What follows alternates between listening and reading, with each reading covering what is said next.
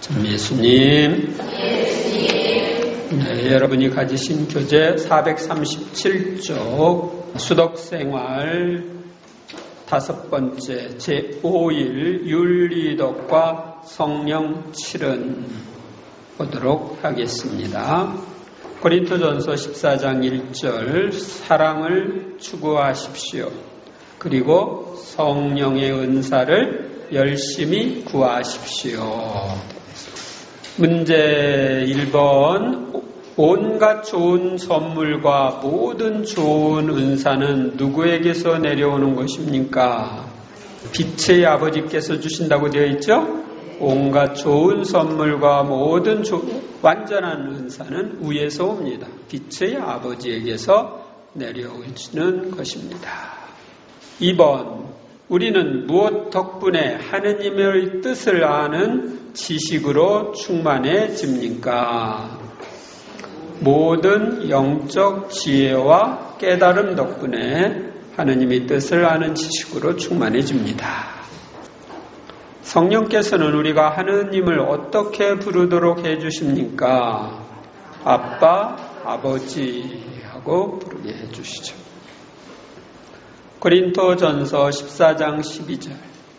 여러분은 성령의 은사를 열심히 구하는 사람들이니 교회의 성장을 위하여 그것을 더욱 많이 받도록 하십시오. 네, 성령의 은사를 많이 받으세요.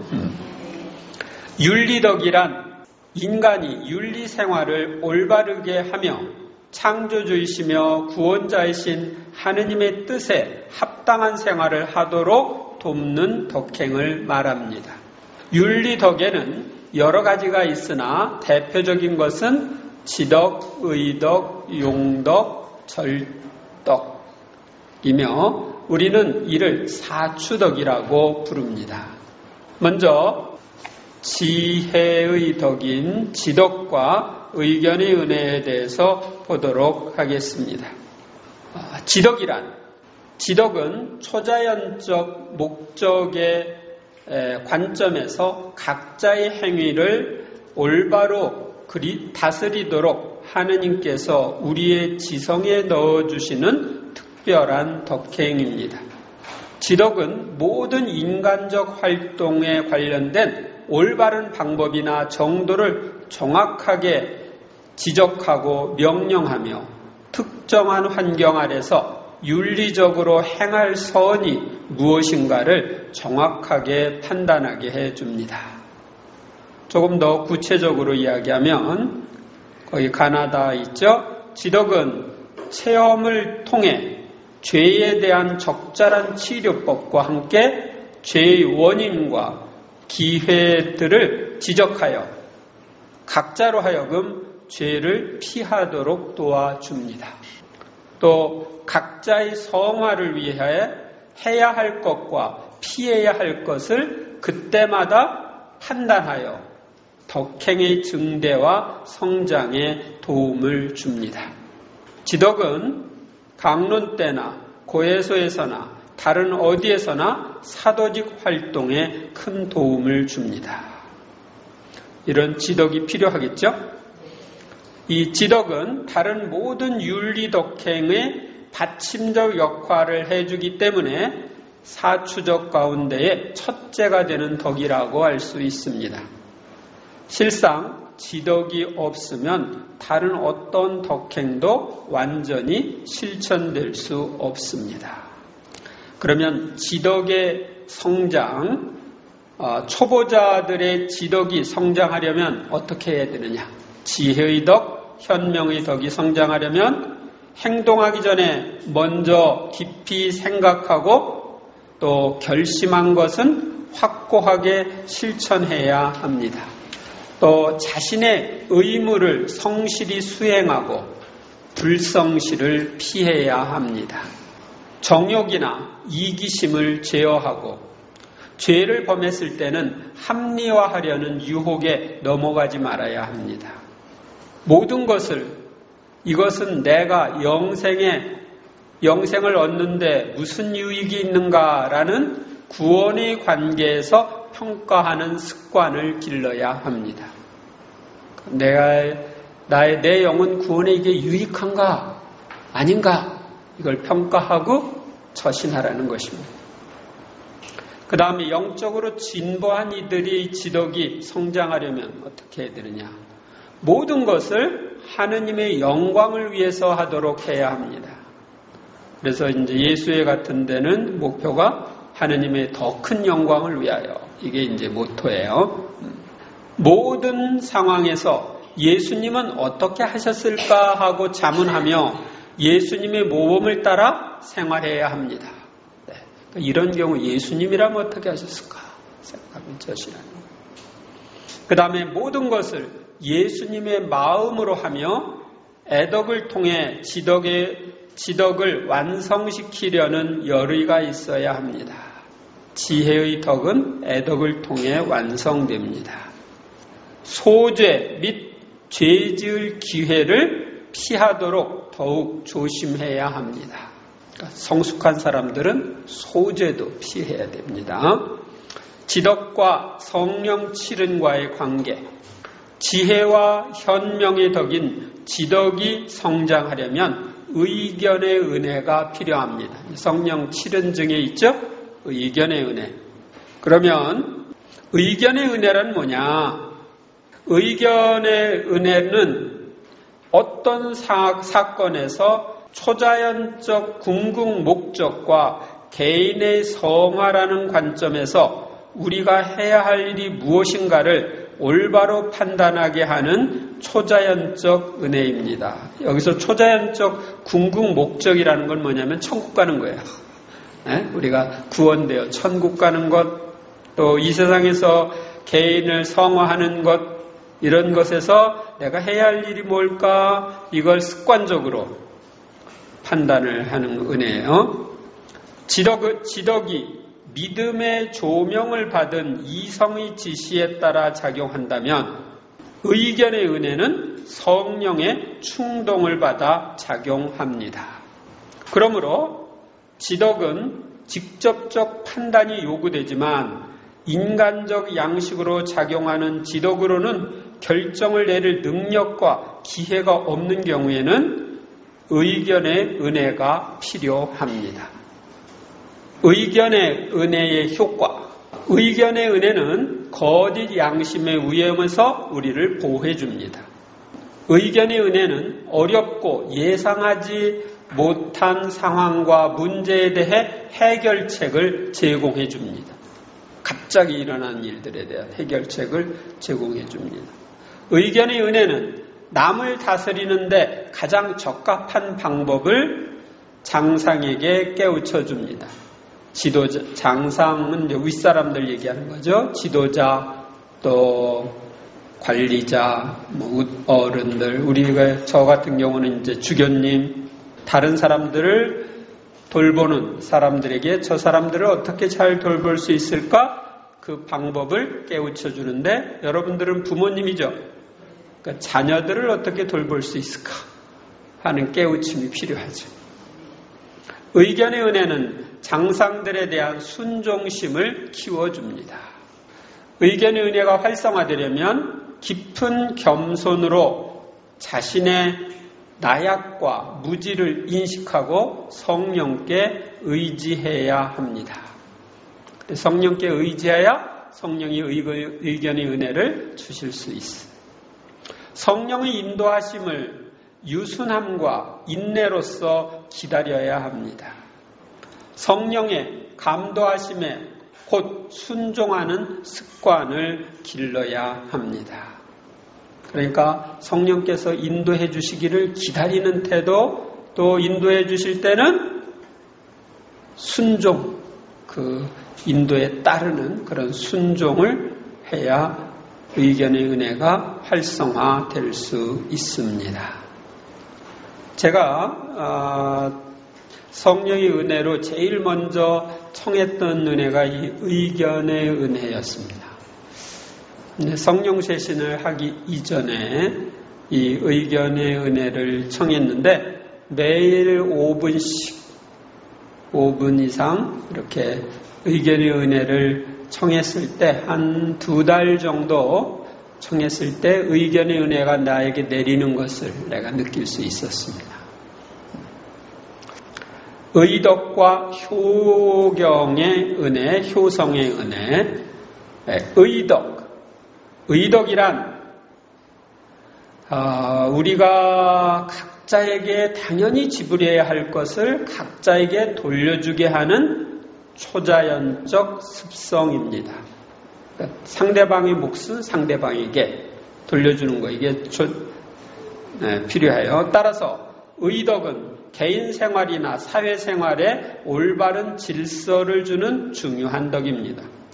완전한 의덕이 되려면 이웃과 사회에 악을 저지르지 말고 또 이웃과 사회가 요구하는 선을 행하는 2가지가 필요합니다. 의덕에는 법적 정의, 분배 정의, 교환 정의 3가지가 있습니다. 그러니까 우리가 법 앞에 모든 사람이 평등하다고 그러죠. 그래서 법 적용은 다 똑같아야지 이게 법적 정의가 실현되는 거예요. 또 분배 정의, 각자의 몫은 각자에게 돌려줘야 돼. 내가 상대방의 몫을 빼앗으면 이 분배 정의에 어긋나는 거예요. 교환 정의, 물물 교환을 하거나 뭐 돈을 교환하거나 우리가 이제 물건을 사고 팔고 이런 것도 교환 정의에 속하는데 했을 때 지나친 폭리를 남긴다든지 상대방에게 불이익이 돌아가게 하면 이 교환 정의에 어긋나는 거죠. 의덕이 성장하려면 대수롭지 않다고 생각되는 극히 작은 부정까지도 피해야 합니다. 남의 소유물을 자신의 것처럼 소중히 여겨야 합니다. 필요 없이 빚을 지지 말며 빚을 지면 곧 갚도록 해야 합니다. 다른 사람의 명성에 해를 끼치지 말며 사람들의 이해를 바라지 말아야 합니다. 그러니까 상대방이 나 이해해 주기 바라지 마라. 그다음에 의덕과 성령 칠흥과의 관계는 의덕이 성장하려면 효경의 은혜가 필요합니다. 효경. 그러면 효경의 은혜란 뭐냐 보겠습니다. 효경의 은혜, 효성의 은혜 이렇게 부릅니다. 효경의 은혜는 상존은총과 함께 주시는 초자연적인 습성으로 상존은총과 함께 주다니 언제? 세례 때 우리가 상존은총을 받아요. 이 상존은총은 다른 면으로 얘기하면 생명의 은총이라고도 부르고 상존은 항상 우리 안에 존재하는 은총. 내가 대죄를 짓기 전까지는 우리 안에 존재하는 은총을 상존은총이라고 부릅니다. 상존은총과 함께 주시는 초자연적 습성으로 성령의 활동을 통하여 아버지신 하느님께 대한 자녀적 사랑과 우리의 형제 자매이며 같은 천상 아버지의 자녀인 모든 일에 대한 보편적 사랑의 정을 의지 안에 불러일으키는 은혜입니다. 하느님께 대한 자녀적 사랑이기 때문에 효경 이렇게 부른 거죠. 이 효경의 은혜에서 나오는 중요한 2차적 효과는 다른 모든 이에 대한 보편적 형제감입니다. 효경의 은혜는 하느님께 대한 사랑과 존경에만 국한하지 않고 하느님과 연관되는 모든 이에게 확대됩니다.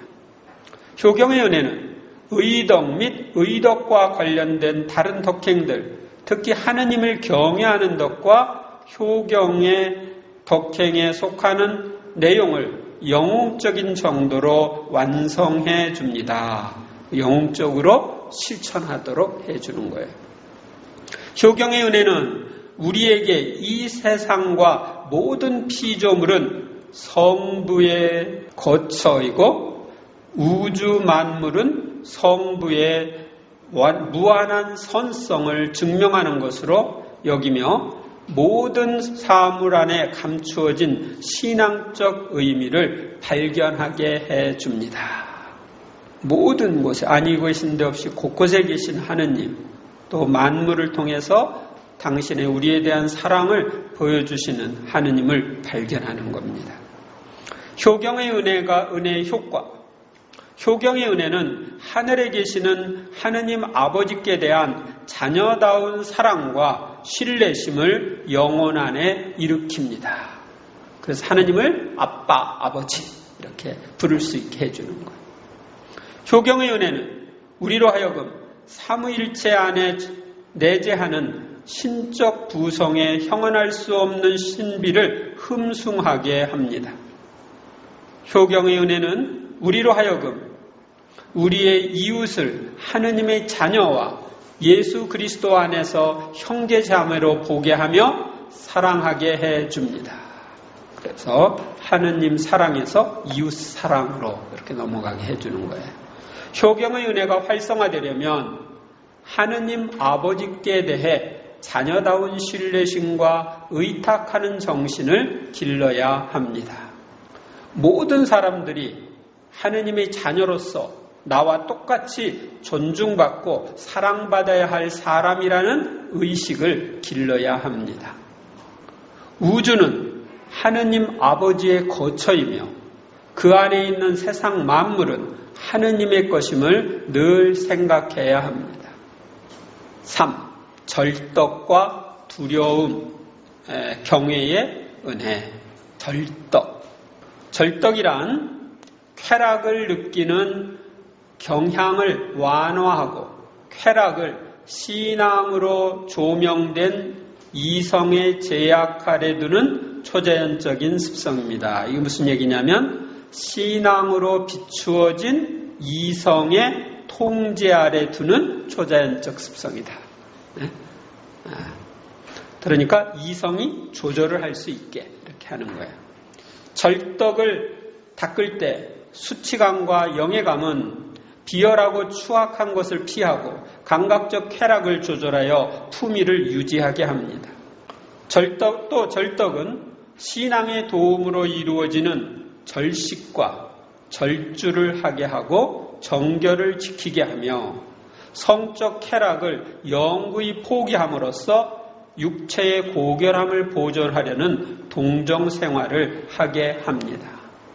그리고 절덕은 무질서한 열정을 억누르는 자제와 분노를 억누르는 온화, 영혼의 친절에서 나오는 인자, 행동과 태도와 의복에서 적절한 예의 범절을 지키는 단정의 열매를 맺게 하고 건전한 휴식을 즐기게 합니다. 절덕의 성장, 그리스도인의 품위에 대한 의식과 그리스도를 증거할 의무에 대한 인식을 길러야 합니다. 그러니까 내가 신자다운 것, 하나님 자녀다운 그런 품위를 유지하려고 해야 됩니다. 그래야지 절제할 수 있어. 사람들 앞에서 야 천주교 신자가 뭐 저래 그러면은 곤란하잖아. 감각적 쾌락의 욕구를 자극하는 기회를 피하고 시각, 상상, 기억을 항상 제어해야 합니다. 눈을 통해서 많은 것들이 들어오고 상상한 것들이 또 기억하고 이러는 것들이 우리 안에서 밖으로 나갈 수가 있기 때문에 이런 걸 제어해야 됩니다. 자발적으로 극기를 실천해야 합니다. 그러니까 나를 통제하는 훈련, 절식, 단식, 금육 이런 것들이 되게 이제 극기를 실천하는 거지. 어떤 사람들은 자기가 좋아하는 것을 안 먹는 거예요. 커피를 안 먹는다든지 자기가 너무 거기에 집착하고 있는 것에서부터 벗어나기 위한 훈련을 하는 겁니다.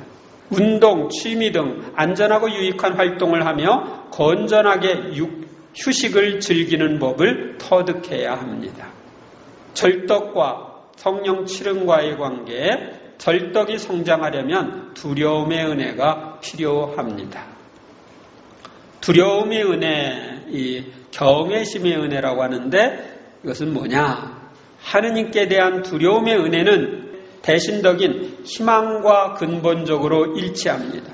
왜냐하면 두려움의 은혜는 하느님에 대한 경외심으로 인해 죄를 피하도록 개인을 유도함으로써 희망을 완성시키기 때문입니다. 또한 두려움의 은혜는 부차적으로 절덕과 관련됩니다. 왜냐하면 경외심이 우리를 강하게 이끄는 감각적 무절제를 피하도록 자극하기 때문입니다. 하느님께 대한 경외 때문에 이 감각적 무절제를 피하게 하는 거예요. 그러므로 하느님께 대한 두려움의 은혜는 감각적 욕구의 능동적 정화에 크게 도움을 주며 감각의 수동적 정화의 길을 마련해 줍니다. 이게 뭐냐면 감각적 욕구의 능동적 정화는 내가 하는 정화를 능동적 정화라고 해요. 이 수동적 정화는 뭐냐면 하느님께서 해주시는 거예요. 내가 안 되는 부분은 하느님이 해주셔서 이 능동적 정화를 수동적 정화의 길로 가는 겁니다. 그래서 이제 나중에는 이 감각적인 욕구로부터 이탈을 하게 해주시죠. 두려움의 은혜의 효과. 두려움의 은혜는 우리로 하여금 하느님의 거룩하심과 순수하심에 대해 생생한 인식을 갖게 합니다.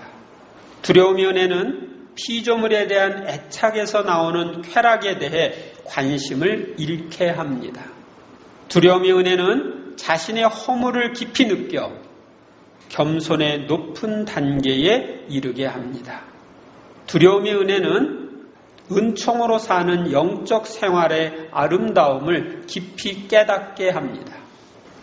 두려움의 은혜가 활성화되려면 어떻게 해야 되느냐? 모든 것을 영혼의 구원과 하느님의 영광을 위해 하도록 해야 합니다. 하느님의 영광과 영혼들의 구원을 위해 모든 일을 한다. 항상 깨어 감각을 굳게 지키고 하느님께 대한 사랑을 행동화해야 합니다. 고독과 잠심을 사랑하며 묵상 기도를 열심히 실천해야 합니다. 고독, 잠심, 이것은 사람들이나 피조물을 떠나서 하느님 안에서 혼자 머물면서 하느님 안에서 고요 속에 잠기는 것을 가리킵니다. 그러면 그 고요 속에 잠겨서 묵상 기도를 하는 거죠. 여러분들 같으면 성체조배, 이렇게 성체 앞에서 머물러서 우리 1시간이고 2시간이고 탁 무릎 꿇고 우리 기도하는 신자들을 보면은 잠심 속에서 주님과 일치하고 있구나 이렇게 이제 볼 수가 있습니다. 그 다음에 겸덕이란 뭐냐? 겸덕은 신덕과 함께 영성생활의 기초를 형성하는 덕행으로 절덕과 관련이 있는 덕행입니다. 참된 겸손은 자신의 장점을 과장하지 않고 하느님께서 주신 은혜를 부정하지 않으며 하느님이 보시는 그대로 자신을 보게 합니다. 겸손은 은총을 받아들이는데 장애가 되는 것들을 제거하기 때문에 영성생활의 기본이 되는 덕행입니다. 가장 위대한 피조물인 성모님은 가장 겸손한 분이셨습니다. 그러니까 은총을 받아들이는데 장애가 되는 것들을 제거하기 때문에 영성생활이 기본이 되는 거예요. 성경에 보면은 하느님께서는 교만한 자를 물리치시고 겸손한 사람에게 은혜를 베푸신다고 되어 있죠. 성 베르나르도에 의한 겸손의 세 단계 잘 보세요. 나는 어디에 해당되나? 충분한 겸손, 장상에게 순종하고 자신을 동료보다 낮게 여기지 않음. 풍부한 겸손, 자신의 동료에게 순종하고 자신을 자기의 수하 사람들보다 더 낮게 여기지 않음. 과다한 겸손, 자신의 수하 사람에게 순종함. 그 다음에 성 이냐시오에 의한 겸손의 세 단계. 필요한 겸손. 구원에 필요한 겸손은 만사에 있어서 하느님의 법에 순명하고 대제와 관련되는 그 어떤 것도 결코 행하지 말 것. 왜냐하면 대제를 지으면 하느님과의 관계가 끊어지죠. 그래서 구원이 위태로워요. 멸망으로 가기 때문에. 그러니까 어떤 경우도 대제는 안 지는다. 그 다음에 완전한 겸손. 고의적인 소재도 범하지 않을 만큼 충실하게 하느님을 섬기는 한 가난보다 재물을, 불명예보다 명예를, 단명보다 장수를 취하려고 마음을 쓰지 말 것. 소재도 안 지을 뿐만 아니라 하느님을 충실히 섬기는 것이 충분하고 가난, 재물, 불명예, 명예, 단명, 장수 이런 데 마음 쓰지 않는다. 그 다음에 가장 완전한 겸손. 그리스도를 본받아 부유하거나 영예롭거나 지혜로운 자로 여겨지기보다는 그리스도와 함께 가난하고 그리스도와 함께 치욕을 당하며 그리스도와 함께 미련한 자로 여겨지기를 더 원함. 여기까지 왔나요? 아직 멀었다. 그 다음에 그러니까 여러분들이 이 겸손이라고 하는 것이 굉장히 중요해요. 그래서 다른 성인들 책에 보면은 첫째도 겸손이고 둘째도 겸손이고 셋째도 겸손이다. 이렇게 이야기하는 책도 있습니다. 4. 용덕과 굳셈의 굳셈, 용기의 은혜. 용덕은 비록 육체적 건강과 생명에 커다란 위험이 닥쳐오더라도 의로운 분노적 욕구와 의지를 강화하여 힘들거나 어려운 선을 계속 추구할 수 있도록 상존 은총과 함께 주시는 특별한 초자연적 독행을 말합니다. 어렵나요? 그러니까 이제 어떤 위험이 닥치더라도 끝까지 용기 있게 선을 행하는 거예요. 용덕은 위협적인 악에 직면할 때 불합리한 두려움을 방지해 줍니다. 그런데 가장 큰 자연적 악은 생명의 상실이므로 용덕은 죽음에 대한 두려움에서 벗어나게 해줍니다. 용덕은 공격하는 것과 참는 것 두 가지 행위로 나타납니다. 두 가지 중 더욱 중요하고 어려운 것은 참는 것입니다. 적에게 저항하거나 악을 참는 것은 공격하는 것보다 더 영웅적인 행위입니다. 이렇게 악을 공격하고 저항하는 이중 행위를 통해 용덕은 영성생활에 중요한 역할을 합니다. 완덕으로 나아가는 일에는 극복해야 할 장애물과 곤경이 수없이 많기 때문입니다. 용덕은 목적을 달성하기 위해 굳은 결심으로 완덕의 도정에 들어가게 하며 닥쳐오는 시련과 고통을 잘 이겨나가며 굳건한 신앙생활을 해나가게 합니다. 그러니까 신앙생활에 위험이 닥쳤을 때도 이 용덕 또 굳셈의 은혜를 통해서 극복하는 것입니다. 저한테도 신앙의 위기가 있었습니다. 뭐였을까? 제가 세례받고 매일 미사를 하니까 쟤는 성당에 미쳤다. 집에서 그랬어요. 그래서 나중에는 한 2년쯤 지나서는 이제 집에서 아버님께서 가족들과 또 일부 친척을 불러 모으고 저를 데려다 놓고 얘기를 했습니다. 이제 성당에 그만 나가라. 대학교 들어간 다음에 나가라.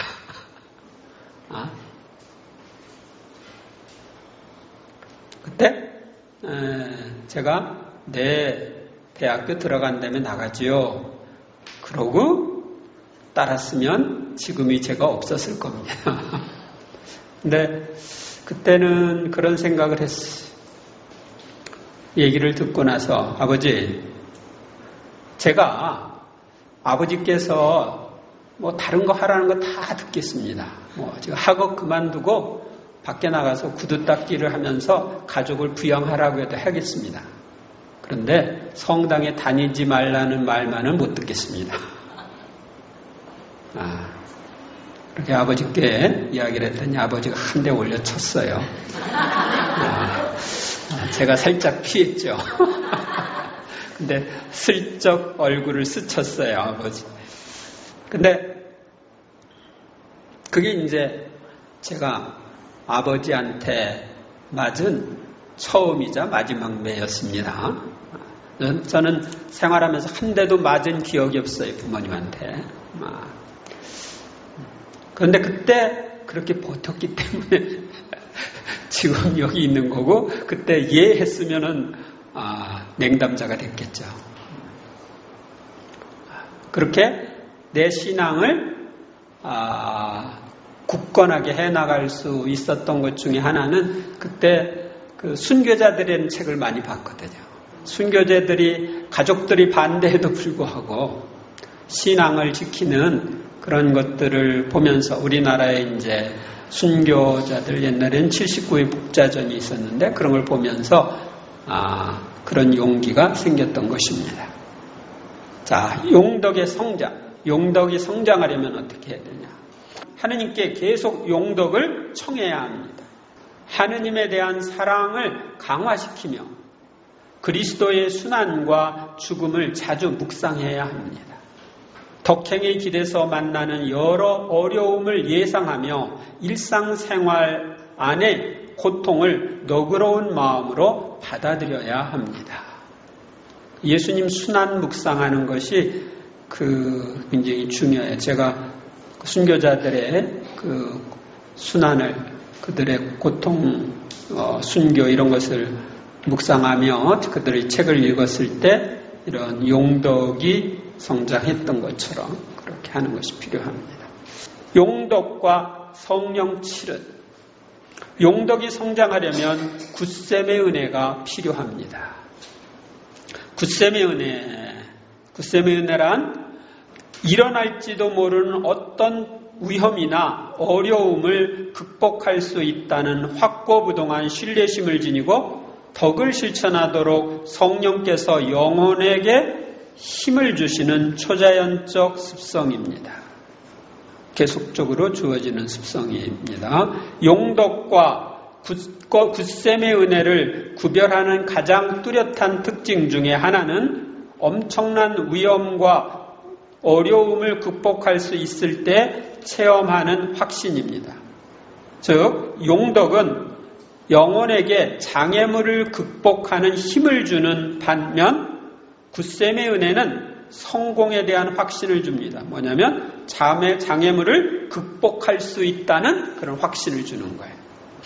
굳셈의 은혜는 덕행의 완성에 절대적으로 필요하고 또 때로는 은총의 상태에 항구하기 위해서도 필요합니다. 어떤 덕행이건 그것이 완성되려면 흔히 굳셈의 은혜가 필요합니다. 굳세게 항구적으로 머무르지 않으면 덕이 될 수가 없거든요. 은총의 상태에 항구하기 위해 굳셈의 은혜가 필요한 경우는 어느 순간에 덕을 실천할 것인지를 결정해야 할 때입니다. 이때 굳셈의 은혜가 작용함으로써 우리가 덕행을 실천할 수 있는 초자연적 힘을 가질 수 있습니다. 굳셈의 은혜의 효과. 굳셈의 은혜는 하느님 공경에 있어서 미지근함을 온전히 극복하게 하며 덕을 실천함에 있어서 또 놀라운 활기를 영혼에게 부여합니다. 굳셈의 은혜는 우리로 하여금 인내심을 갖고 기꺼이 고통을 견디게 합니다. 그래서 순교까지도 할 수 있게 해줘요. 이 굳셈의 은혜의 극치가 순교의 은사입니다. 굳셈의 은혜는 갖가지 위험이나 적을 만났을 때 대담하고 용기 있게 해주며 크고 작은 일에도 영웅적 행위의 특성을 영혼에게 부여해 줍니다. 그래서 여러 가지 어려움을 극복하고 굳건한 신앙생활을 하게 해주는 겁니다. 굳셈의 은혜가 활성화되도록 하려면 어떻게 해야 되느냐? 아무리 실증이 나더라도 의무를 정확히 이행하는 습관을 길러야 합니다. 하느님께 우리의 십자가를 치워주시기를 청할 것이 아니라 오히려 그것을 지고 갈 힘을 주시도록 청해야 합니다. 자발적 고행을 성실히 실천해야 합니다. 제6일 성령의 열매 갈라디아서 5장 22절에서 23절 성령의 열매는 사랑, 기쁨, 평화, 인내, 호의, 선의, 성실, 온유, 절제입니다. 이러한 것들을 막는 법은 없습니다. 바오로 사도는 어느 분 안에서 늘 기뻐하라고 말합니까?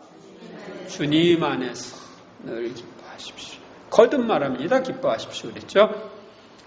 하느님의 무기로 완전 무장을 할 때 발에는 무엇을 갖추어 신어야 합니까?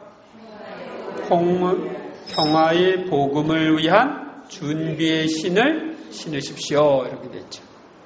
우리는 무엇을 다하고 무엇을 가지고 사랑으로 서로 참아 주어야 합니까? 겸손과 온유를 다하고 인내심을 가지고 사랑으로 서로 참아 주어야 한다. 잠언 25장 28절 정신에 자제력이 없는 사람은 파괴되어 성벽이 없는 성읍과 같다. 성벽이 없으면 쉽게 적이 쳐들어올 수가 있죠. 그래서 자제력이 필요해요. 성령 안의 삶에 있어서 은사도 중요하지만 성령의 열매는 더욱 중요합니다. 갈라디아서 5장 22절에서 23절에는 사랑, 기쁨, 평화, 인내, 호의, 선의, 성실, 온유, 절제가 성령의 열매로 열거되어 있지만 열매라는 단어는 단수 명사입니다. 이는 여러 가지로 표현된 성령의 열매가 실제로는 하나의 열매임을 알려줍니다. 이는 예수님의 인격 안에 나타난 열매이기에 성령의 열매를 맺는다는 말은 예수님의 인격을 담는다는 말과 같은 뜻입니다. 아셨어요? 성령의 열매를 맺는다. 그러면 예수님의 인격을 담는 거예요. 그런데 이 열매 9가지를 3가지로 분류할 수가 있습니다. 하느님과의 관계에서 맺어지는 열매, 이웃과의 관계에서 맺어지는 열매, 자신과의 관계에서 맺어지는 열매, 이렇게 나눌 수도 있습니다. 먼저 하느님과의 관계에서 맺어지는 열매. 사랑이란 그리스어에는 3가지가 있습니다. 그 중에 에로스는 이성 간의 성적인 사랑을 의미하고 필리아는 형제적 사랑을 의미하며 아가페는 성령의 열매로서의 사랑을 의미합니다. 아가페는 예수님이 우리에게 보여주신 사랑입니다. 아가페는 하느님을 향한 사랑에서 흘러나와 이웃에게 사심없이 봉사하는 사랑이며 원수까지도 사랑할 수 있는 사랑입니다. 사랑의 열매를 풍성히 맺으려면 자주 하느님께 사랑을 고백하고 사랑의 능력을 더해 주시도록 기도해야 합니다. 사랑의 능력을 더해 주시라고. 그렇게 하다 보면 나중에 사랑으로 충만해집니다. 어제 목요일 날 누구랑 상담을 했습니다. 근데 그분은 신앙의 성장을 위해서 계속 기도를 했는데 나중에는 하느님께 대한 사랑이 아주 충만해져가지고 아주 가슴을 어떻게 할 줄 모르게 그리고 그분 체험 얘기하는데 예수님이 너무 불쌍하대. 그래서 지금 순환의 시간들이나 이런 책들을 보면서 예수님이 너무 불쌍하고 마음이 그렇다고. 그건 이제 사랑에서, 예수님께 대한 사랑에서 흘러나오는 거죠. 그래서 여러분들이 신앙 성숙을 위해서 또 사랑의 능력을 주시도록 청하면 주님은 주십니다. 또한 자신 안에 있는 미움을 제거하기 위해서 내적 치유 기도를 하고 사랑의 기술을 습득하기 위하여 사랑의 훈련을 해야 합니다. 그러니까 여러분들이 미움이 있으면 사랑과 반대되는 거죠. 근데 그런 거 치유받아야 돼. 미움은 거는 상처 때문에 미움이 올 수가 있기 때문에 그 상처 치유 기도를 하면서 미운 사람 용서하고 축복하면서 치유받아야 사랑을 하기가 쉬워집니다. 또 사랑의 기술을 습득하기 위해 사랑의 훈련을 해야 된다. 내 마음이 있지만 마음을 바깥으로 표현을 하는 방법을 훈련하지 않으면 마음은 아닌데 입에서는 엉뚱하게 말이 나오고 행동을 엉뚱하게 갈 수가 있는 거야. 그러면 상대방은 오해를 할 수가 있죠. 그래서 내 안에 있는 마음을 적절하게 표현하는 그런 훈련이 필요합니다. 그래서 사랑의 훈련을 해야 합니다. 그 다음에 기쁨.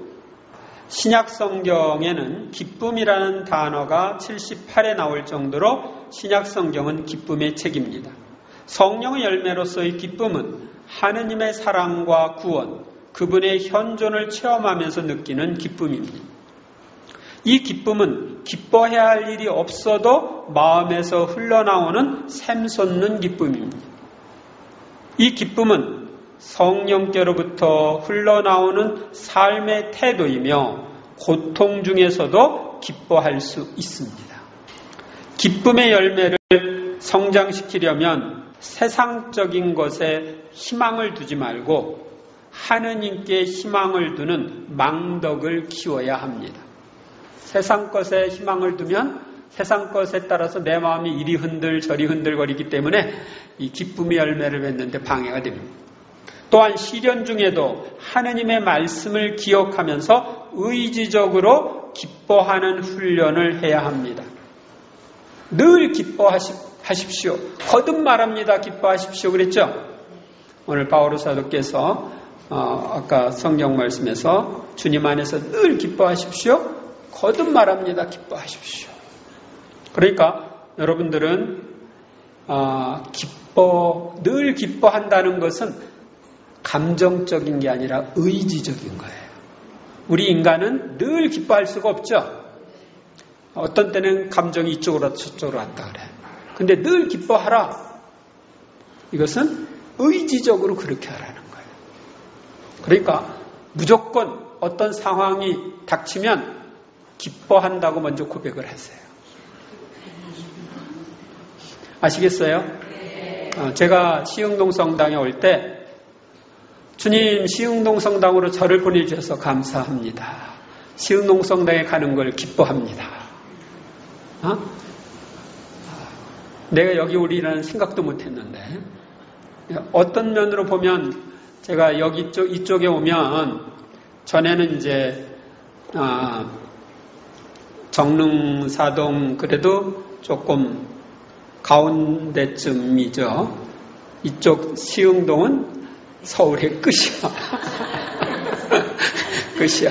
이게 사람들 오기도 불편한 것 같고.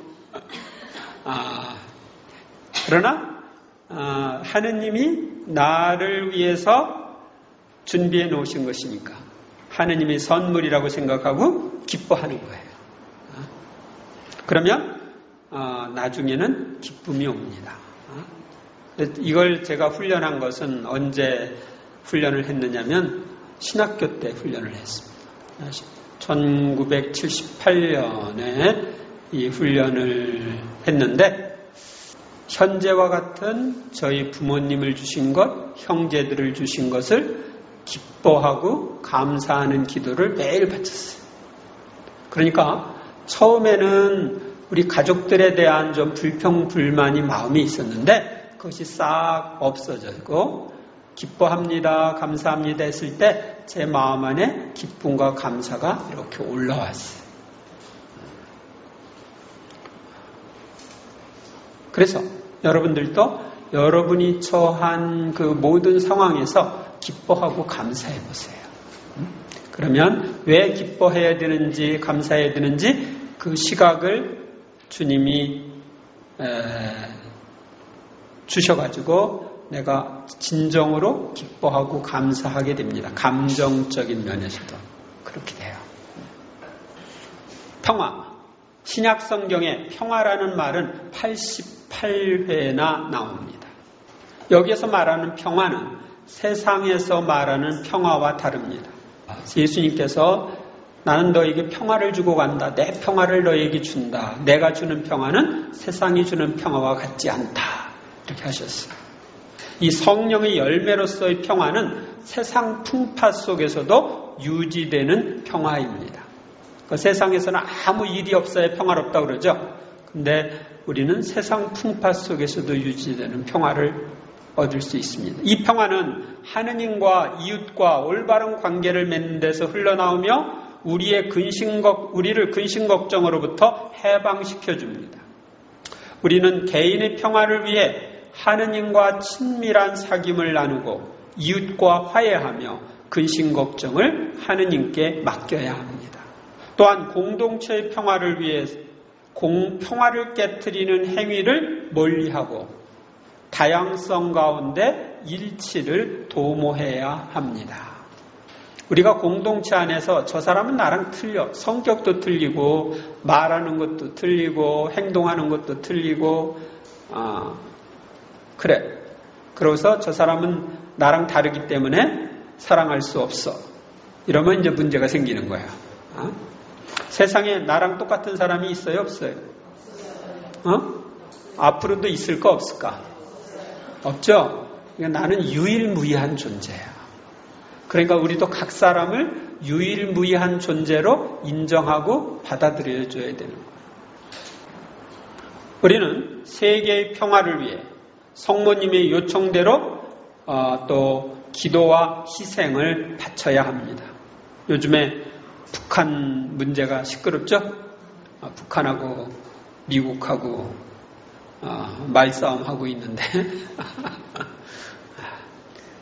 이거 전쟁이 일어나면 어떡하나 하고 여러분들이 염려하지 말고 평화를 위해서 기도하십시오.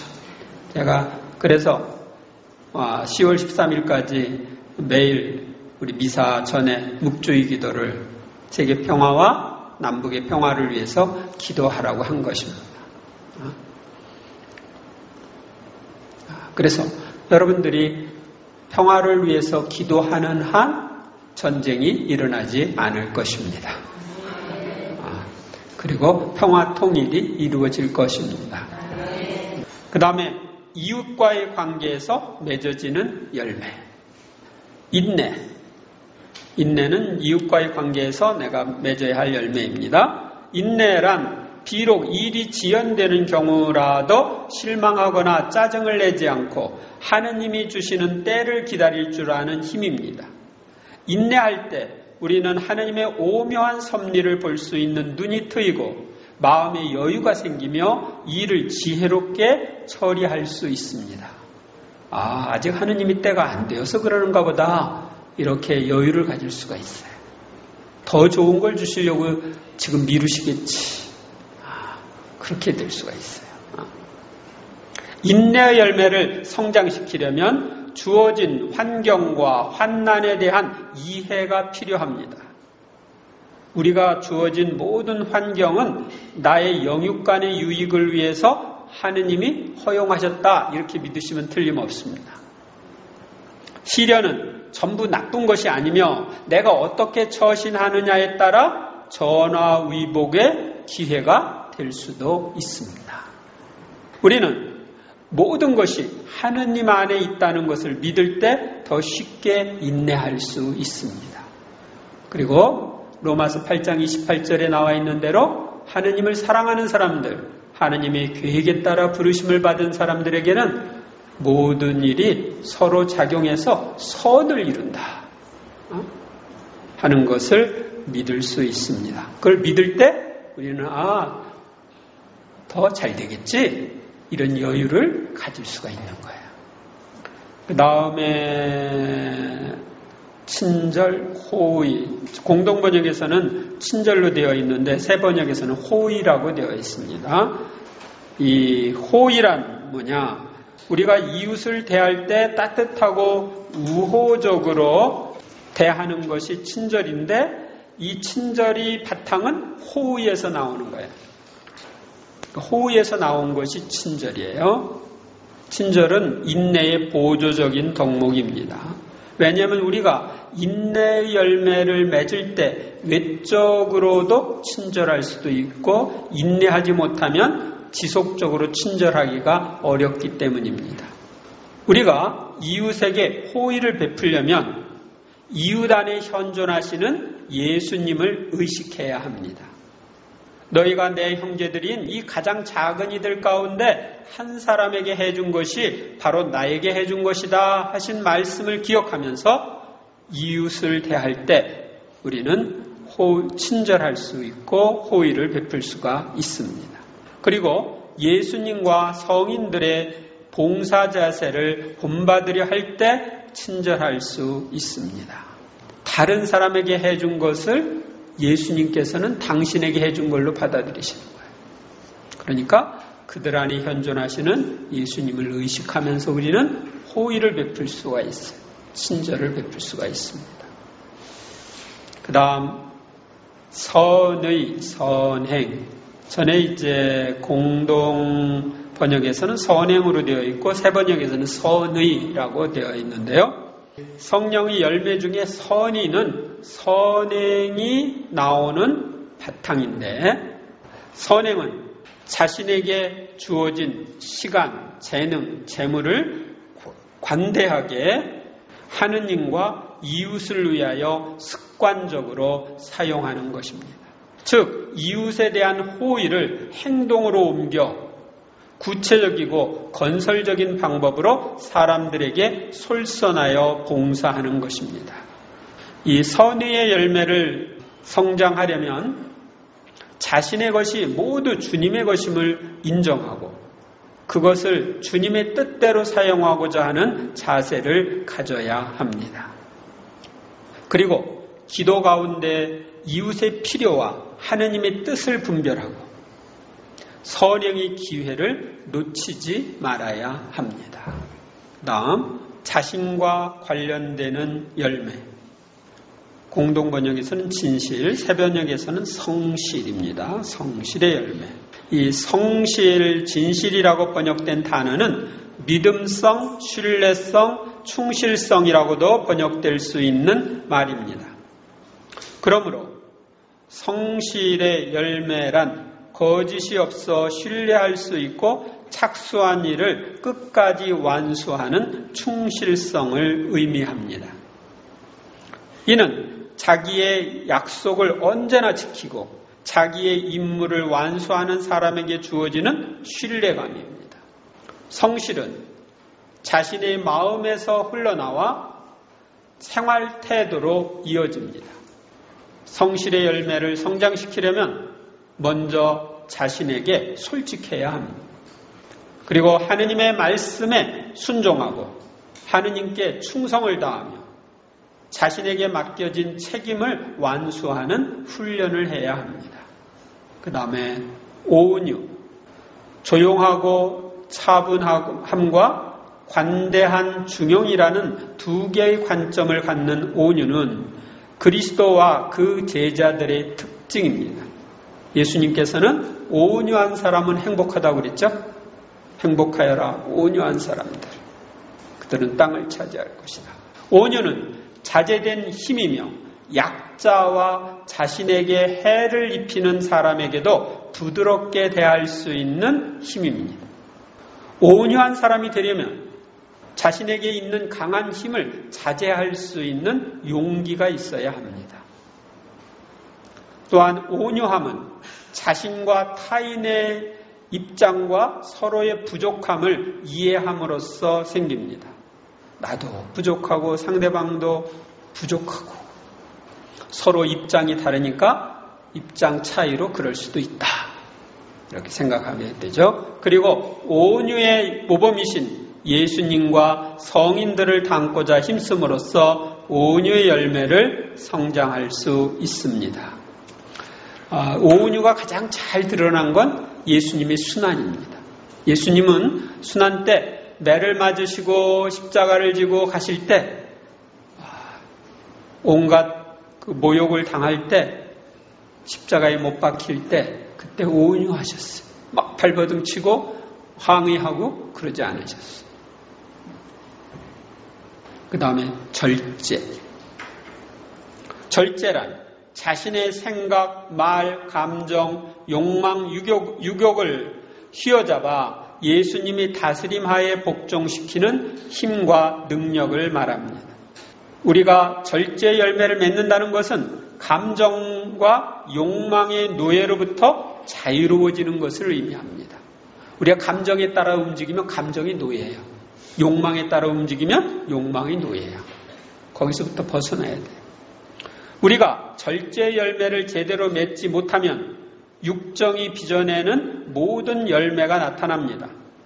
무절제한 몸에서 드러나는 열매로는 음행, 방탕, 과음, 과식, 과로 등이 있고 무절제한 감정에서 나오는 열매는 시기, 분노, 이기심, 당파심, 질투, 탐욕 등이 있습니다.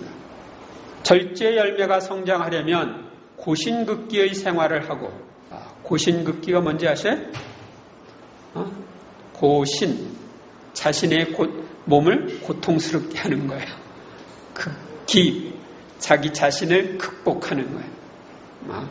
그러니까 우리가 단식을 하거나 옛날에는 막 그런 욕망이 일어날 때 그 편태라고 그래 자기 몸을 막 이렇게 때리는 그런 것들도 있었어요. 우리는 그렇게까지는 하지 않더라도 더위가 있을 때 선풍기 안 켜고 에어컨 안 켜고 참는 거.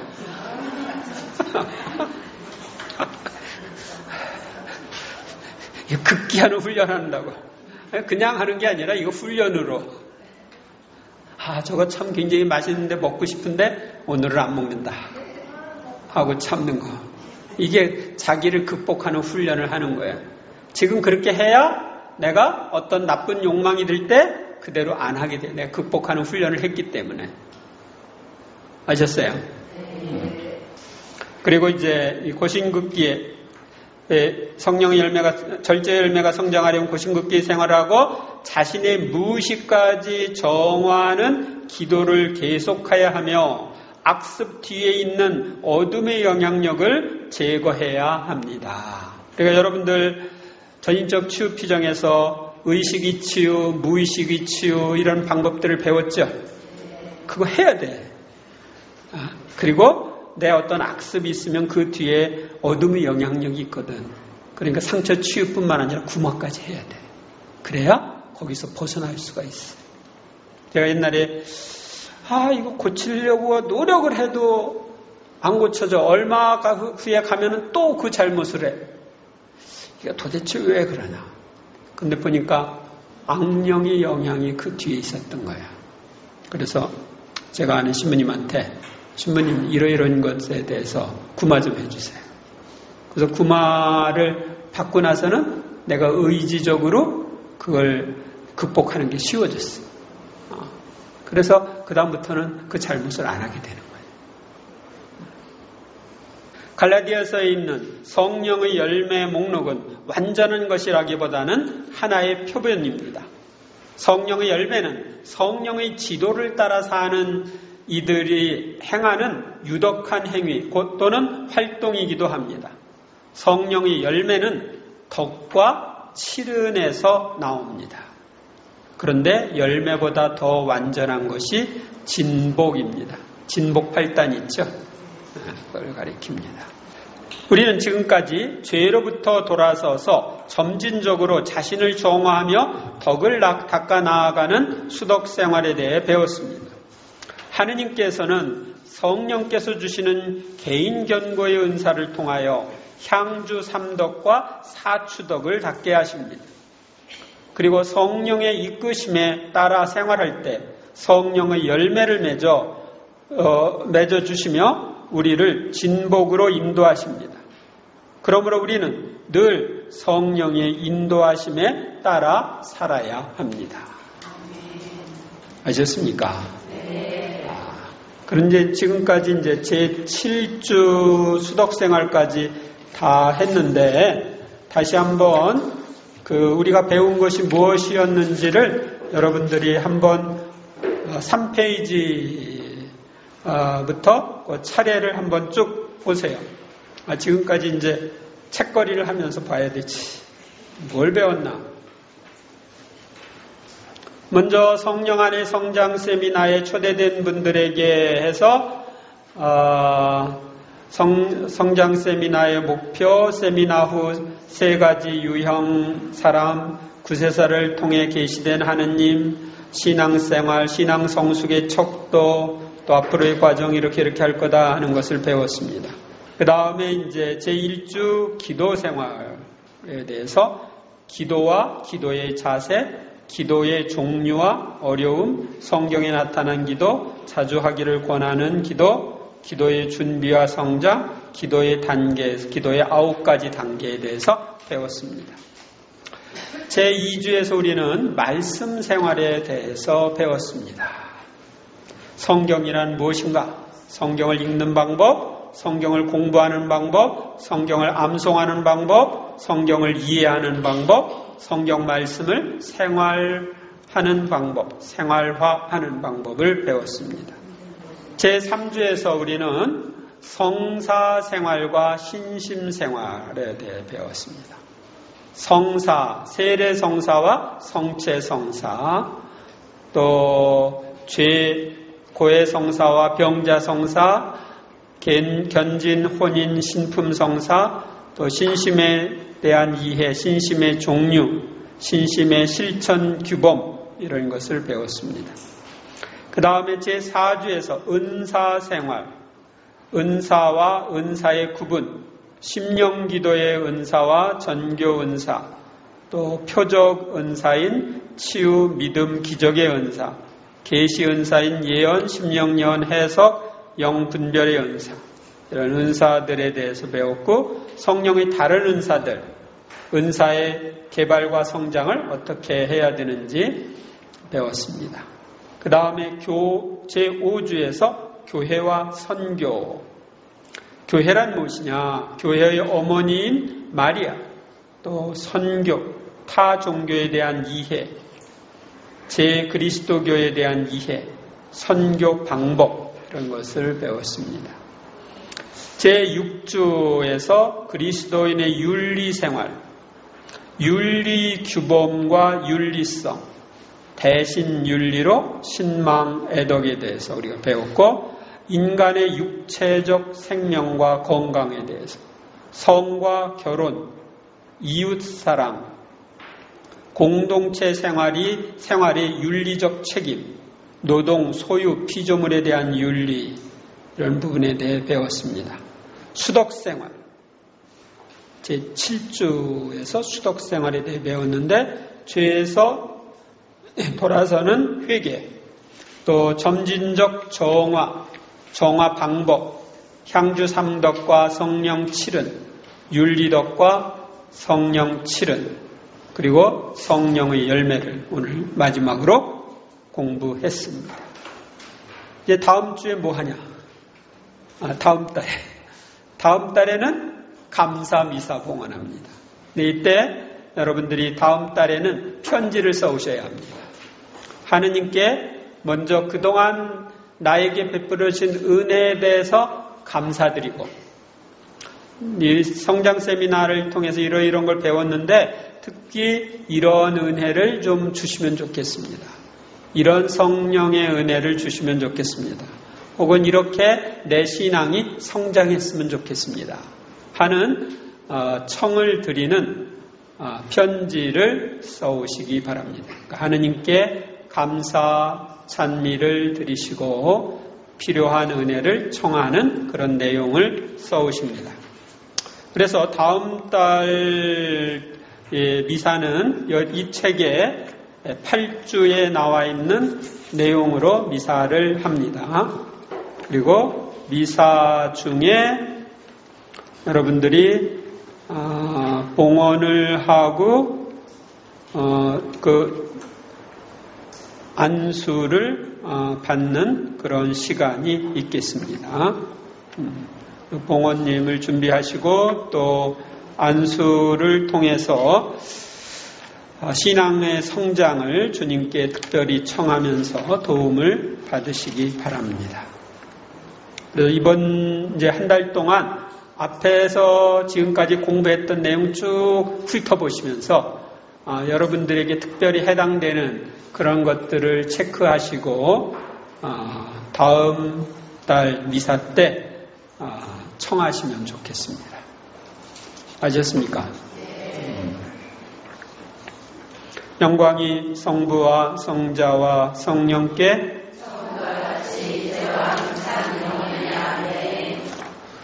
성부와 성자와 성령의 이름으로 아멘.